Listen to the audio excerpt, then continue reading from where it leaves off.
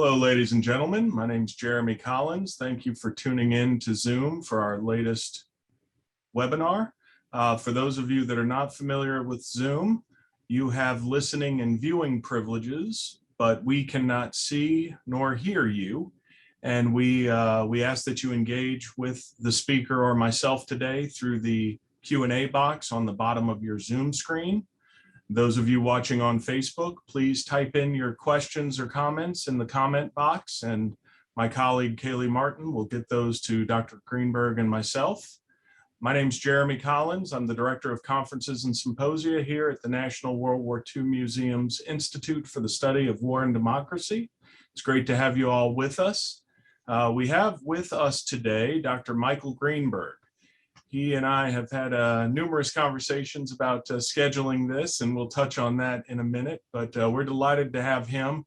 The POWs in America, it's a known subject. Everybody that knows World War II knows that we had a large amount of German POWs here, but beyond that, most of our learned audience members don't know a lot of the nuts and bolts of that. And what Mike has done in this great book, Tables Turned on Them, has shined a light on the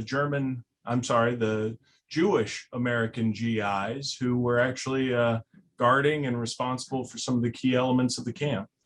Mike, I alluded to the long time that we've discussed having this. It's a great time, it's a great opportunity and a great pleasure to have you today. But tell the audience why we actually scheduled the webinar for this week, if you don't mind. No problem. Thank you, Jeremy, for hosting and moderating this event into the National World War II Museum.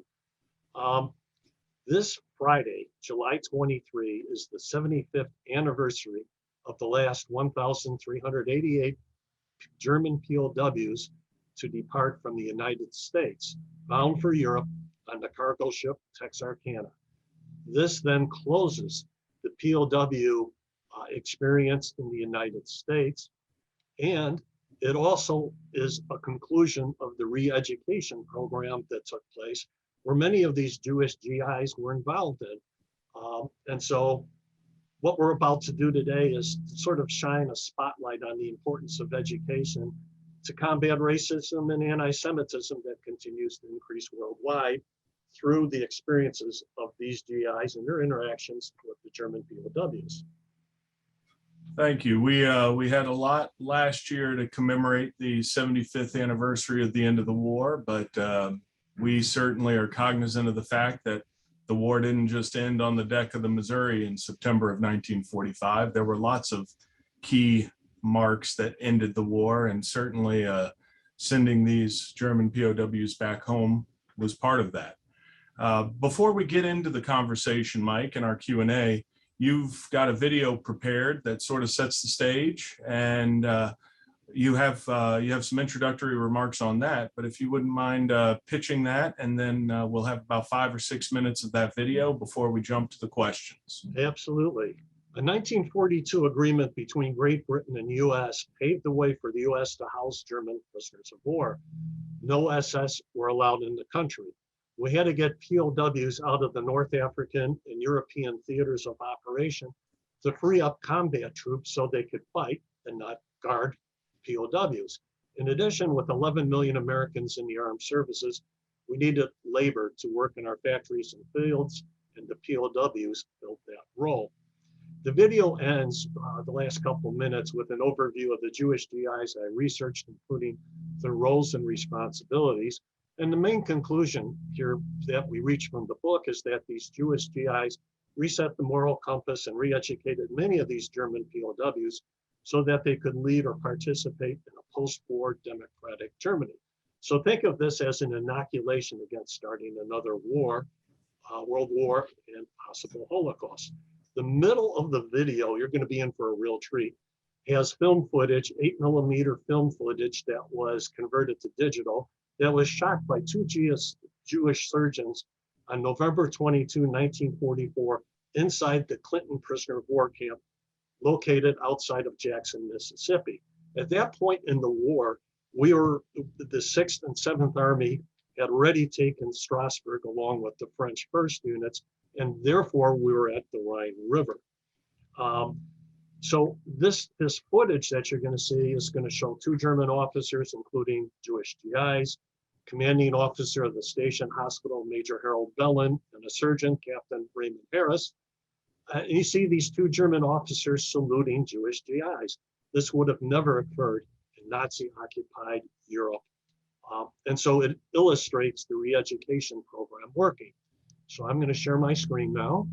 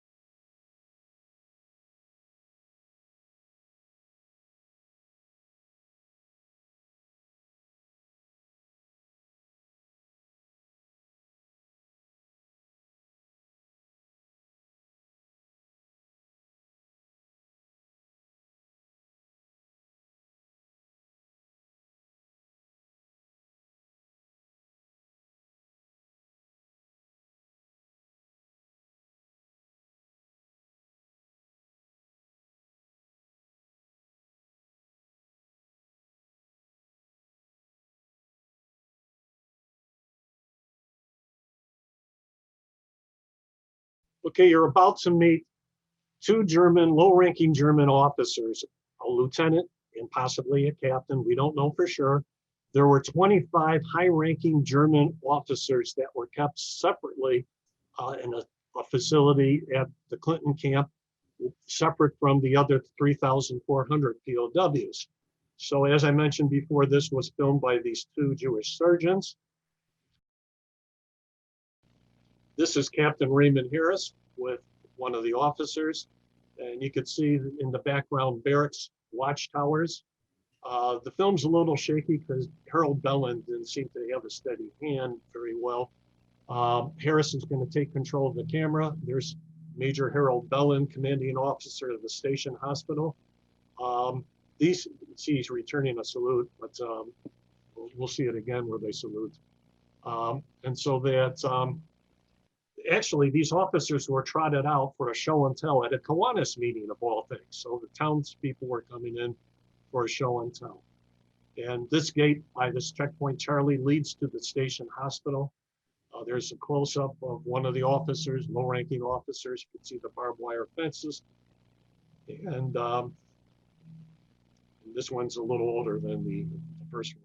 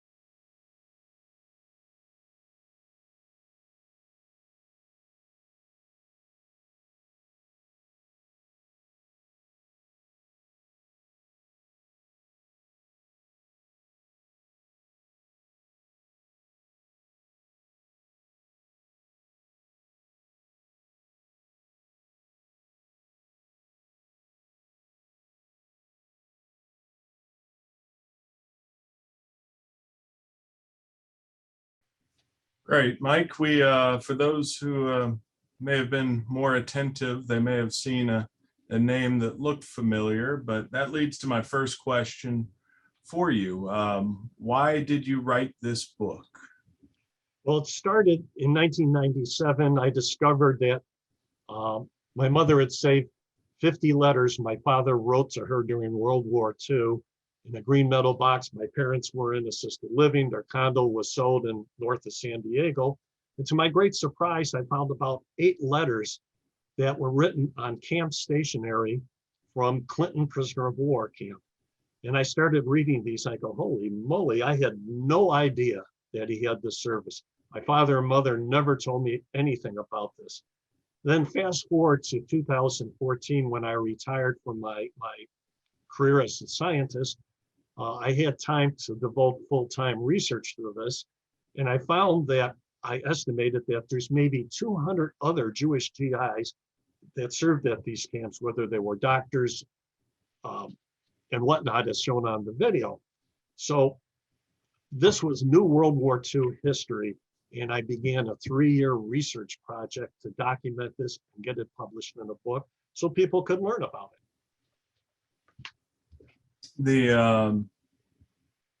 A side question here, when you found those letters, anything that came to light? Your parents didn't really talk about the wartime experience from what I understand, but were there any pearls there, or was it just the holistically it all gave you this idea and this insight?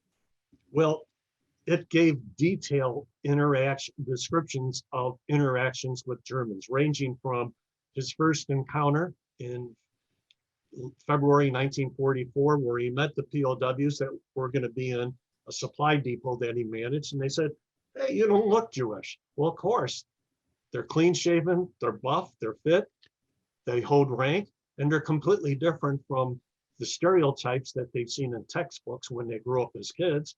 And since this was the Africa Corps, it was different than those Jews that they encountered that were conscripted to build tanks defenses around Tunis. And so that the other thing that really blew me away was that not only did he search packages coming in, but he had interactions with these POWs, many of which he had family members that lived in Detroit, New York, Chicago. So there was this, let's say, this cultural exchange that took place. But the biggest surprise was that he was instructed to go into the compounds, the individual cottages of the 25 high-ranking German officers that were captured during the war. One of them was Jürgen von Arnim, the German general that surrendered the Africa Corps in May 1943. Rommel had bugged out and gone to Europe in early March 43. So he described that I'm searching this guy's quarters in a letter. And I'm going, my God, this is security risk. No one at the time, based on newspaper searching, knew that von Arnim was kept there, nor did they know the names of the various prisoners until German officers until after the war. So this was sort of a revelation.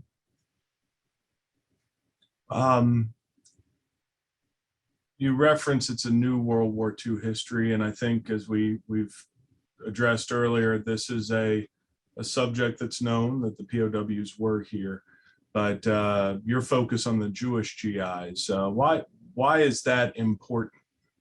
Okay, well, first, there was heroic action involved by these GIs. They were outnumbered by prisoners 8-1. They weren't allowed to carry firearms in the compounds.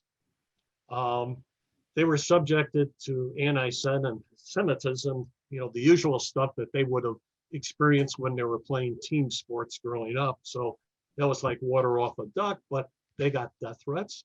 In addition, the POWs, especially the Africa Corps, the first group that came in, carried virulent diphtheria as well as a new strain of malaria. So there was a risk of getting sick. And the virulent diphtheria is just like COVID-19, except it's a bacteria. It's passed through the saliva and through the breath, and it's highly contagious. So there was a real risk of injury. The second key point that I wanted to bring out that sort of hit home was that these GIs were enablers and change agents. Rather than take revenge on their former enemies, they treated them as victims of indoctrination to hate and deprogrammed them through one-on-one interactions. And later in the war, towards early 1945, formal educational programs and cultural programs that would affect thousands of prisoners of war. And these stories inspired me to publish the book because the world had to know about these things. The other key point here is to think about the United States spent $340 billion to win World War II. Tanks, planes, salaries, the whole bit. After the war in 1948, the US spent $13 billion in the Marshall Plan to rebuild Europe.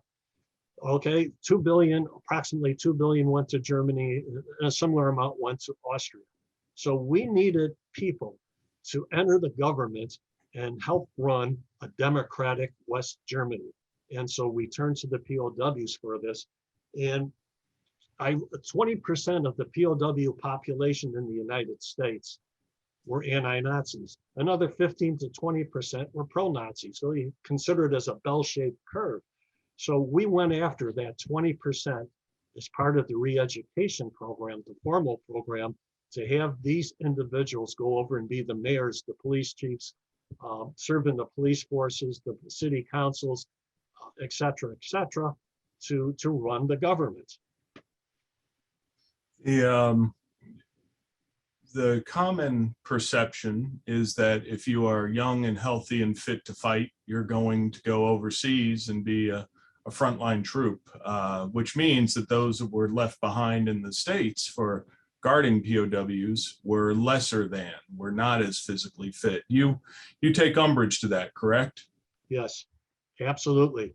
A little later, you're going to meet a GI who served at Fort Robinson, and he was in the video. His name is Jason Silverman, who was a combat veteran. He was wounded in Guadalcanal, shot twice, got a bad case of malaria, then was transferred to Fort Robinson as a re-education specialist because he spoke fluent German. He was a lawyer. He was well versed in the Constitution, the Bill of Rights, and how to bring in, let's say, coursework for the POWs to experience life in the United States in the US form of government. The other thing was that a number of these men, especially in the military police, their entire unit, after they did about a 9-month stint at a POW camp, they were then shipped out to Europe.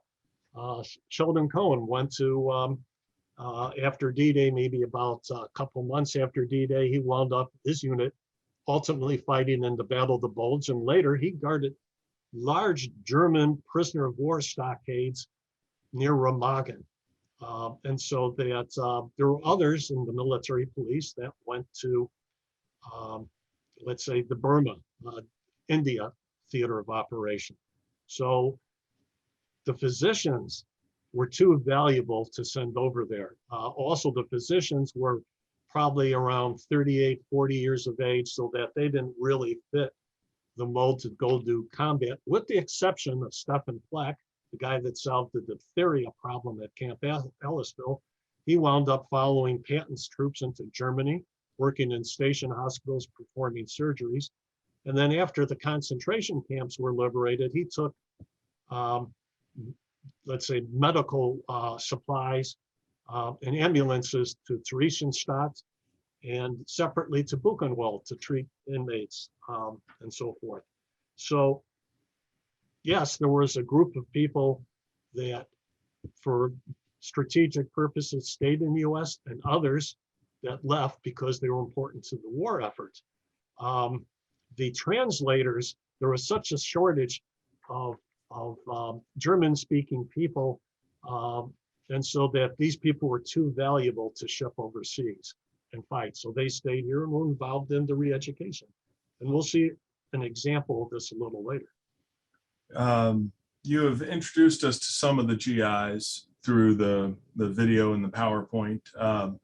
Two questions, and I can repeat the second question after you answer the first, but who were these guys? Who were these Jewish GIs? What was their background?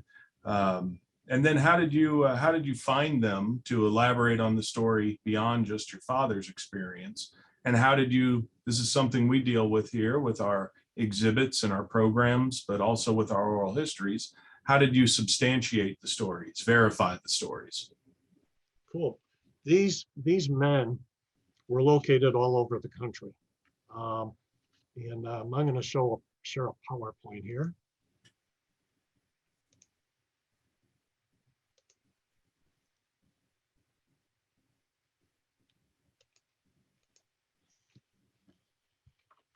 So the book describes men that were, the first two guys were, one was a non-com who worked in supply, the other one, Silverman, assistant executive officer, which was a buzzword as a re-education specialist, because the International Red Cross, the Swiss delegations, were visiting these POW camps and making reports back directly to Berlin on the treatment of their prisoners.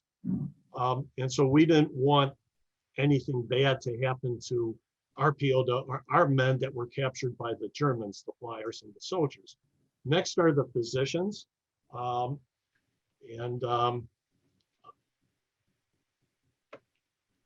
by military police, followed by interpreters.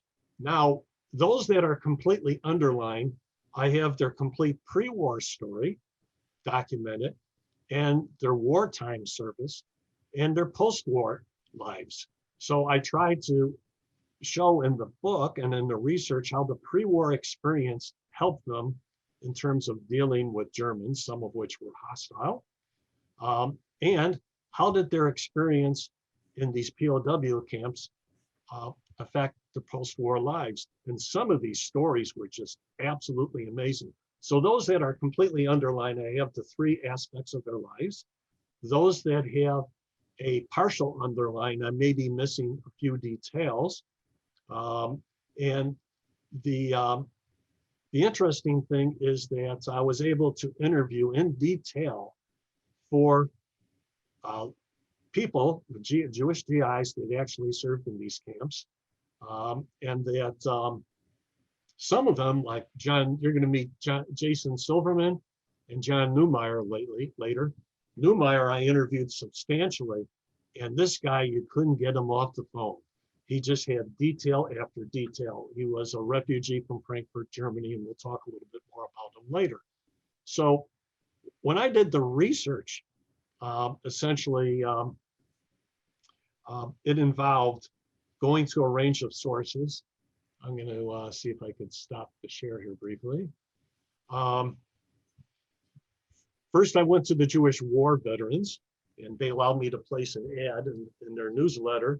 And immediately, I got a response from a gentleman who lived in Chicago that after the war retired and moved into Milwaukee, who was a military policeman. I interviewed him on the phone. My wife and I drove up to Milwaukee, north of Milwaukee, met him and his wife. We treated them for lunch. And this guy brought out a scrapbook that had documentation up the wazoo.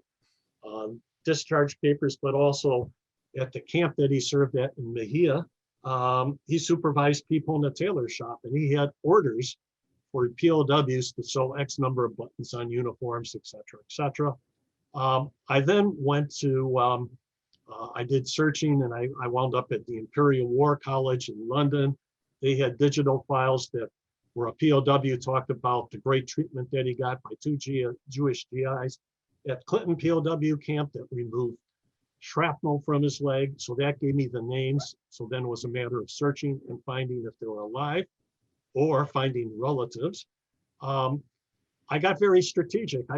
I went to the largest Jewish newspaper in Chicago, and I asked them if they would do a community service feature, help me find people. So they did a 3-page, front page, I guess, article on this. And as soon as it appeared, I instantly got phone calls from people, one of which was still alive that I went to interview. And then there were 4 others that their parents had served, and they had a lot of documentation to support the service. So that I found that there were reunions that were covered. POWs would come back to the United States, where they would go to Fort Robinson in Nebraska, or Clinton prisoner of war camp near Jackson, Mississippi, for reunions in 1976, 83, and so forth. And in the case of Nebraska, the Nebraska Historical Society had historians that were embedded there. And that's how I met Neumeyer. He was described in one of these reunions because he went to the reunion, as were some German POWs that gave me leads to search for Jason Silverman. So then it was a matter of finding people to interview, finding that they had documents to support it, discharge papers, letters home, photographs, anything that, and other military records that could establish that they were there and they did the duty that they did. The two doctors, Fleck, and there was another gentleman that Shapiner, S-H-P-I-N-E-R. Fleck fought a diphtheria epidemic at Camp Ellisville in the northwest corner of Alabama. He published the study in a peer-reviewed literature journal, scientific journal. And being a scientist, I was able to search this and find it. And not only did it substantiate his tour of duty at that camp that had dates locked and loaded, but it described the number of POWs that he treated and interacted with. Shapiner was at Camp Livingston in Louisiana. There was the POWs from North Africa came with a different strain of malaria. The Louisiana Health Authority was very concerned that it was going to transfer to the general public. So Shapiner did an epidemiological study where he treated the POWs and had control groups to see whether this, let's say, malaria organism jumped to non-treated people. And the answer was no. And he published his findings in a peer scientific journal. The families, both these families of these GIs had no idea that this occurred. So I was able to get them these documents and show them, so they were grateful. But it also documented, let's say, service. So Jeremy, does that answer the question, you think? And then some. Just that answer, you bring up two thoughts. One is you only have to scratch the surface, and you've done much more than that, to realize how widespread the POW camps were across the United States. Milwaukee, Nebraska, Louisiana, Texas. This was all over, some in larger numbers than others. But one of my, it's hard to call it favorite, but one of the more unique pieces we have in our collection is from a U.S. surgeon who was serving over in Italy. And you talked about the treatment, the medical treatment that these Germans received. We thought this was pretty fascinating because the surgeon is the gentleman who operated on Bob Dole as a young soldier. But on the opposite side of the surgeon's notebook is of an unnamed German POW who had a pretty severe head wound that he eventually succumbed to, but it goes into great detail as to what was done medically to try to keep this enemy combatant alive.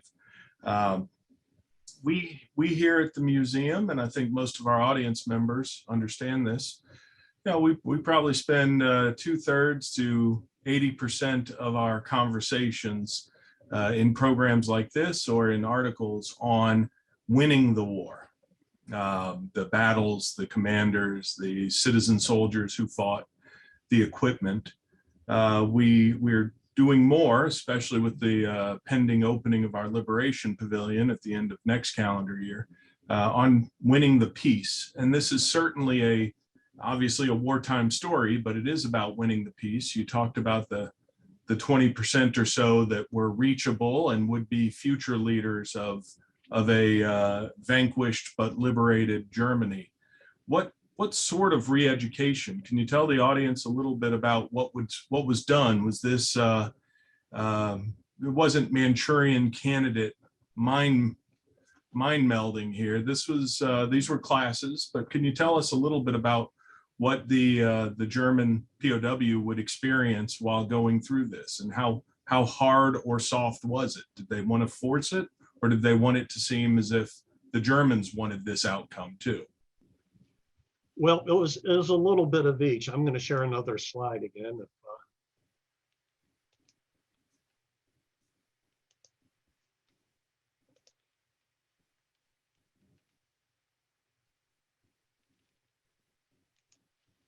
Wow. I think I jumped ahead on you with these questions. Okay, Mike, but, so there probably the two individuals that blew me away about their story were Silverman and Neumeyer, who affected thousands. All right, Silverman, I already mentioned his story that he was, wounded in action in Guadalcanal, and Neumeyer was a translator, a refugee from Nazi Germany. His father was a prominent businessman in Frankfurt. His mother was a famous opera star, and that Neumeyer and his father were able to get visas to come to the U.S. Eventually, he attended University of Minnesota, and he was almost ready to get his undergraduate degree when the war happened. His mother never made it out of Germany. She was murdered in a concentration camp. Which brings up a point that in 1943, to point where the camps were liberated, these Jewish GIs had no idea what was going on within Germany with respect to the atrocities. All right, granted, Neumeyer experienced Kristallnacht firsthand, and the day after Kristallnacht, he was a photo nut. He went out and he photographed the destructions and the beatings that were taking place, and he was able to get away with it because he had blonde hair and blue eyes. He didn't look Jewish; he looked Aryan. So most of these men knew about Kristallnacht. They knew about the boycott of Jewish businesses. And in late 1942, there were reports that reached the Allied command that maybe 1 million Jews were slaughtered in camps. And that news leaked out, and the Jewish communities had some rallies about this to try to get support. But none of this really reached front page newspapers because the headlines were mostly what was going on in the Pacific and in Europe. So it wasn't until the camps were liberated that there was a need for what I would call a required re-education. And so in June 1945, Nazi atrocity films were shown at Fort Robinson, as they were shown to every POW camp. POWs were required to attend, and there were discussion groups afterwards.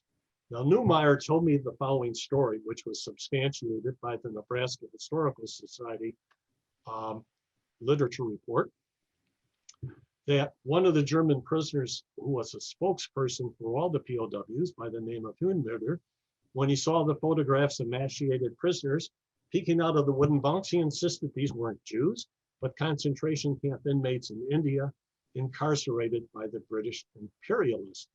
This gentleman was quickly transferred to Camp Alpha, where the pro-Nazis were kept.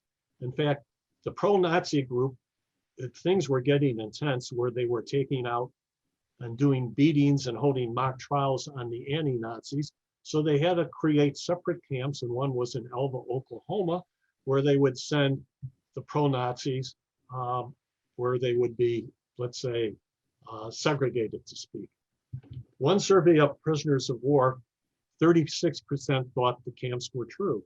Now, keep in mind, there was only 15 to 20% of the POWs that came in the US that were anti-Nazis. So if 36% is correct, we're making progress here. Many were disgusted with the German army, and 1,000 POWs burned their uniforms at Camp Butner in North Carolina.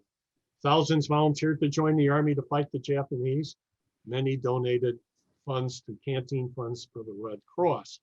So this was going on, but then a formal re-education course took place where anti-Nazi POWs that were hand-selected by the assistant executive officers at all the camps, 500 camps, were sent to Fort Eustis.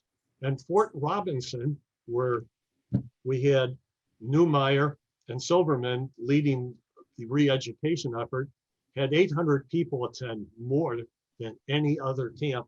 So 25% of the Fort Robinson POW population entered this program. So on a week basis, 2,000 POWs took 10 hours a day, 6 days courses discussing democracy, the Bill of Rights. They were taught English. Neumeyer was a lecturer that led discussions on this. The 340,000 prisoners of war who did not take these courses did not return home to Germany until at least 1947. Starting in early 46, they were sent to France and England, where they did war reparation work for another year or two. Those that took this course went directly back to Germany. Was that a motivating factor for them to take the courses because they knew they'd get home sooner, or they just? I think that they wanted to make a better Germany. Many of these anti-Nazis, a number of them were, some of them were journalists, some of them were artists. They were sort of forced into joining the Nazi party. They didn't have a like for Hitler or the party, let's say, party line. But the key here is that, and granted, we're sort of glossing over because of there's only so much we could account in an hour, but these Jewish GIs were raised with an understanding of three core principles. Zedek, which is justice. And this goes beyond the 10 Commandments. It's talking about judging an individual on an individual basis, not following the herd to do wrong, and trying to tell these people to think independently. The second part was Zedek, or was charity, compassion, welcoming the stranger. The third part was Tikkun Olam, repair the world. And so that this is a key principle that these men learned, was that if you see something wrong with the world, then it's up to you to repair it. But if you don't act on it, then you're the one that needs to be repaired. So, back in the mid 1930s, when these men were growing up, or late 20s, there wasn't internet, there wasn't television. People went to religious services, and these principles were constantly talked about as they grew up, and they were family values. So this is what they carried with them. And the Geneva Convention had these things embedded in them. So when I was doing interviews with these GIs, especially with Neumeyer, since his mother was murdered by the Nazis, I asked them the question, don't you really hate these people? How could you treat them with compassion? Didn't you want to really beat the crap out of them? How could you act civilized? And he goes, Michael, I didn't want to behave like a Nazi. We had the Geneva Convention to guide us, and we had these core principles that I grew up with. And that, in a nutshell, captures it. After the war, the other thing is, after the war, some of these men just had phenomenal careers. Neumeyer wound up president of 2 different universities. A residence hall is named after him. Silverman became the director of communication for the Anti-Defamation League in Washington, D.C., and was responsible in part for the desegregation of schools in Baltimore and Washington, D.C. And others just had mind-blowing careers. Now, not everything was love and roses, everybody. There was one GI who served at Camp Alva, which was the camp where they sent the die-hard pro-Nazis. And this gentleman, by the name of, his last name was Levy, try to find the first name, Leonard Levy, lost it. It was after the camps were liberated and the POWs were harassing about him. And he took his rifle butt and he smashed the jaw in of one prisoner. He was, at the time, a sergeant, so he was stripped down to private. But this affected him for the rest of his life. He never wanted to set foot in Germany. But on the other hand, this guy became a professor of history and political science at Brandeis University, then became a dean. And he would tell his colleagues about the stories that he experienced at Camp Elba, and I interviewed at least one of his colleagues that were still alive, and that Levy wasn't alive, but I did interview family members that substantiated the story. But he won a Pulitzer Prize for a book that he published concerning the Fifth Amendment, and that's the right to have a trial by peers, something you were denied in Nazi Germany. So, in a nutshell, I think that sort of captures it. Yeah, I think, on that slide where the German POWs were in the theater, it said June of 1945. And most of us are familiar with the Ohrdruf camp that Ike encountered and toured himself. And immediately upon seeing it, he ordered 3 things happen: that all the GIs in the area tour the camp, all the civilians, the German civilians of the area, tour the camp so they see what they in some way, shape, or form supported with the Nazi regime, and that the media come and cover the camp. Right. So that it, because he knew that it would be denied and that there would be naysayers, and without the documentation and the eyewitnesses account, it would be harder to verify the horror of the Holocaust. And the fact that within 2 months, it's being used for re-educating the German POWs in the States. Even though many are still denying that that was indeed a camp that the Germans were in charge of, it still shows the impression of Eisenhower's decision. And even to this day, sadly, you have those that are on the fringe, maybe closer than we think, but still on the fringe with the denial. So Jeremy, I got a couple slides on, did all of this make a difference with the POWs? And I think that would sort of wrap up the slides. Great. I'll share that.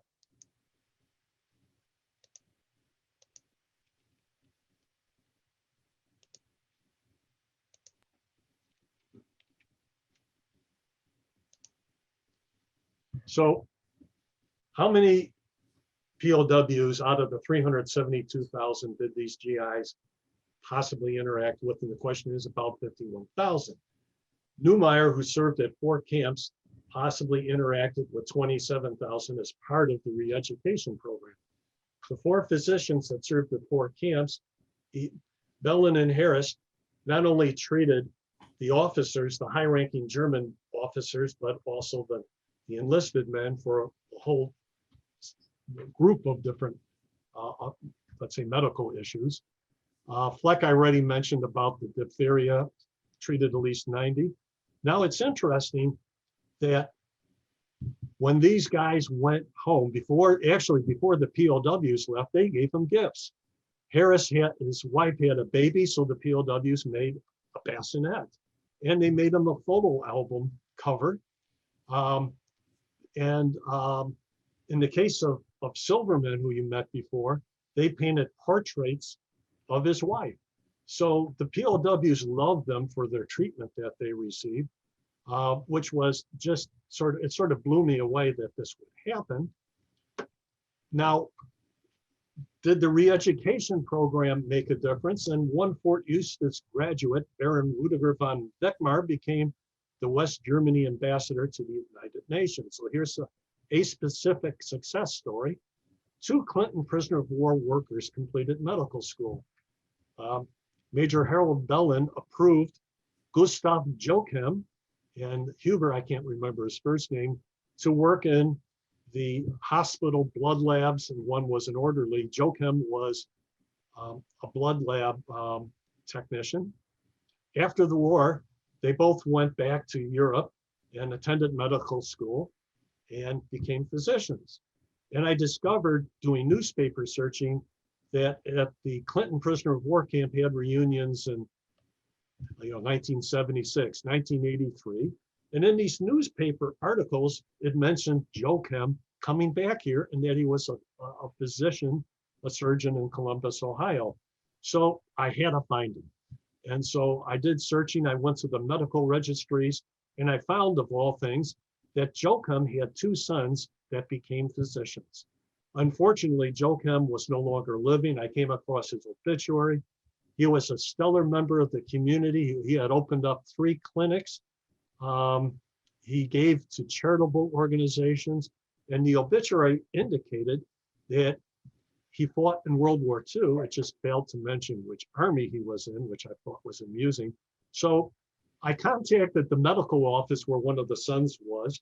And of course, they wanted to sign me up to do a physical. I go, no, I'm not here for that. I'd like to talk with him.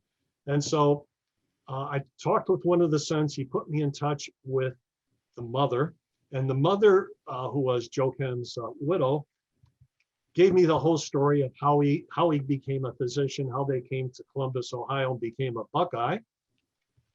And here's a photo of Huber and Joe Kem sitting on the stairs of the station hospital. The guy in the middle, some slacker from the motor pool. And so that here's a case of, Tikkun Olam, repair the world, and it keeps on giving and giving. So a POW went back to Germany, became a physician, came over here, saved lives, and now his sons are saving lives. In addition, there's a lot of post-war testimonials. The Imperial War College has a prisoner of war digital tape on a POW by the name of Teskey that talked about the great, let's say, care that he had from Bellin and Harris removing shrapnel. Jack Weiner, who served at a camp, the farthest northern camp that you could stay in the United States, the Upper Peninsula of Michigan, had a camp where 100 POWs served. And he communicated with some of the prisoners after the war. They shared holiday cards and so forth, because these men were anti-Nazis, they were journalists. I already mentioned that a number of them traveled to the US and they brought their families to attend reunions. At one reunion that was covered by the Nebraska Historical Society, the camp spokesman, Wolfgang Dorschel, who replaced the spokesman that got sent to Camp Elva for his snide remarks about the concentration camp films, went with Jason Silverman to a re-education seminar at a fort in North Dakota. So they had to travel through the Black Hills and then ultimately the Badlands from Fort Robinson. So Silverman decided to show Dorschel the Mount Rushmore and the 4 presidents. And Dorschel was so impressed with that he remarked that this was the temple of democracy. And this was described in by the Nebraska Historical Society. And this photo came, even though Silverman took it, the Nebraska Historical Society was gracious enough to provide it to me. So that's it in a nutshell. I'd be happy to answer any other questions you have, Jeremy, or maybe the audience has, whatever you'd like. Yeah, we have a couple of questions here that we can get to, and that last photo leads right into it. The German POW had PW on his pant legs.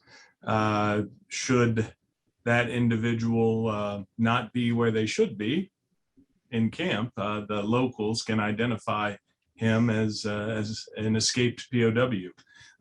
Did you, in your research, in your book, is there anything about escapes or escape attempts, either in these camps, or did you come across any record of other escapes that may not have been targeted? I have a dynamite escape story that's in the chapter concerning a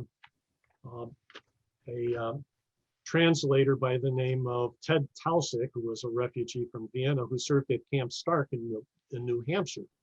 And that the POWs would go off into the woods and do forestry, cutting trees and the like. And one POW, who was an artist, painted portraits for some of the guard contingents to give to their girlfriends or whatnot. And these guards gave this guy cash. Big mistake. They should have given him canteen coupons so that he could buy cigarettes or whatnot. Well, this guy saved up his money. He was very creative as an artist. He took his jacket, black leather jacket, and he used watercolors and he put PW on it. So off he went into the woods to cut trees, and he just ditched everybody. He disappeared. He went to a stream, he washed off his jacket, walked 10 miles to a town, paid for a Greyhound bus ticket, and wound up in New York City.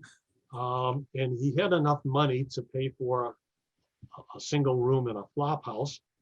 And he would go out near Times Square or wherever, Central Park, and paint portraits of pictures of people. And they would pay him money. No one knew that he was a POW. Well, one day he was taking a shortcut across Grand Central Station. And who did he run into? None other than Ted Tausig, the translator. And it was a chance encounter. And Tausig goes, "What the heck did you do?" And the guy goes, "Hey, don't tell anybody." Well, he did. Tausig went to the FBI. They were able to find this guy and send him back to Camp Stark. But there were, so that was the most amusing. But yes, there were 81 escapes in 1943, 1,028 in 44, and 3 per day in 1945. Most of the time, these guys were caught in a day or two, because where are you going to go? I mean, you're out in no man's land. 56 were shot to death trying to escape. There are a few stories of POWs that maybe weren't found maybe for a year or two, but no one was allowed to stay in the United States. They were all shipped out to Europe or directly to Germany. And if they wanted to come back in, they had to do it through the usual customs and immigration procedures. Got 2 more I'm going to try to get to. One comes from Pamela. It's a good question to bring the focus back on the Jewish GIs. What was it like to be a Jew stationed in places where the local community had maybe never met a Jew? Very interesting question. Part of the problem being stationed at these POW camps, and I'm even going to use the Clinton example because I could talk to it firsthand. The officers, those 2 physicians, and then there was a medical sanitation officer, and then there was a translator who was a sergeant. Because they were married, they were all allowed to stay in Jackson, Mississippi in homes, right? My father, he wasn't married, and they were sweet. My mother and father were sweethearts at the time. Unlike basic training for the holidays, the Jewish holidays, there was nowhere to go unless you had leave. There was no way you could go to a synagogue. And that's exactly what happened to my father. And in one of his letters, he wrote my mother, "Okay, it's Passover, and that I can't leave to go to services at the synagogue in Jackson. There's no matzah. It's just like another day." And he writes, "Well, I searched the POW packages, and if I find a package of matzah in them, it'll be one for Ripley's, believe it or not." And so that shows the humor. But it also is illustrative of the point that, okay, you're in the Army, you're in small town America. In the case of Jackson, Mississippi, there was a synagogue. But for example, in Elva, Oklahoma, where Levy was stationed, there certainly wasn't.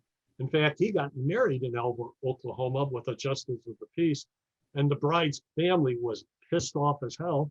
And that after the war, they insisted that they get remarried in a synagogue. So, but this is illustrative of the point that the other thing, small town America, for example, Aliceville, Alabama, and even by Fort Robinson, Nebraska, the town people created museums, mostly to celebrate the POWs that were there and their experiences working in the fields for them or in their factories.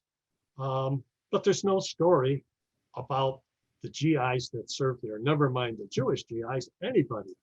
And so that there is an interesting anecdote about why was my father selected to go into the high-ranking officers' stockade and do a search of their facilities, and it was a mystery. But my mentor, and I think he may be in on the call, Derek Mallet, who's a professor of history at one of the war colleges. He's a former PhD student of Arnold Kramer, who wrote the book on the POW experience. And Derek wrote a book about Hitler's generals interred in the United States. Fascinating book. And it described von Arnim in there. And so McElhaney, who was the commanding officer of the POW camp at Clinton, was a World War I veteran, and he hated Germans. So, okay, now was that a good fit for a commander? That's not for me to say. But when von Arnim arrived in Clinton around June 1944, he wanted some of the things that he had in captivity when he was in Britain while they were building the compound to hold the officers in Clinton. Him and other officers had soaked pajamas. They had cigars. They had cognac. They had nice meals. Even though their rooms were all bugged, they were trying to get intelligence. So when he arrived in Clinton, he demanded the same things, but he wanted more. He wanted a swimming pool. He wanted concrete tennis courts. And McElhaney pushed back. No way are you getting this. You're a prisoner, and we're going to treat you as such. And he ordered the GIs that were stationed, the guard contingency and the medical staff, don't salute this man. Don't salute any of the officers. It's not allowed. Well, of course, you saw the two Jewish GIs doing it in the 1944 November film. But I believe that he chose Greenberg, Sergeant Greenberg, to go in there to stick it to von Arnim and the others that I'm sending a Jew to, let's say, inspect your quarters. But it was also another message that he was giving, that the United States Army believes in equal opportunity. Now, granted, how the Army may have treated African Americans is a whole different story that was wrong. But this was, McElhaney's way of giving these guys, showing it what we stand as Americans, what we stand in the U.S. Army, and we respect people for freedom of religion, et cetera, et cetera. So I just thought I'd share that story. Well, it's one of the many great stories that you do shine a light on in your book, Tables Turned on Them. Mike, Dr. Greenberg, thank you very much for joining us today for this insightful conversation. I do invite you all to look up Mike's book, which we've provided links to. You can find it at any of the major booksellers on Amazon. We've talked about other opportunities to maybe bring you back with your background in medicine and science. But I look forward to that next time, Mike. Ladies and gentlemen, thank you for joining us today. I hope you enjoyed. Could I say just one thing, Jeremy, just real quickly? I'm not here to sell books. If you want to buy the book, God bless you. But what I would suggest, if you don't want to buy a book for your local library. I'm here to educate people. I'm here to share the stories. And so you don't become rich writing a book. With money, you become rich with experiences shared. So thank you very much. Well, thank you. And please stay tuned to our calendar of events to look at the upcoming webinars we have. We are glad that we're still able to reach our audience and members and friends around the country and the world through these webinars, and we'll keep bringing them to you. Even though things are getting a little back to normal, we're going to keep bringing these to you in addition to our in-person programs. So thank you, Dr. Greenberg, thank you, and everybody have a wonderful day. Thank you, Jeremy.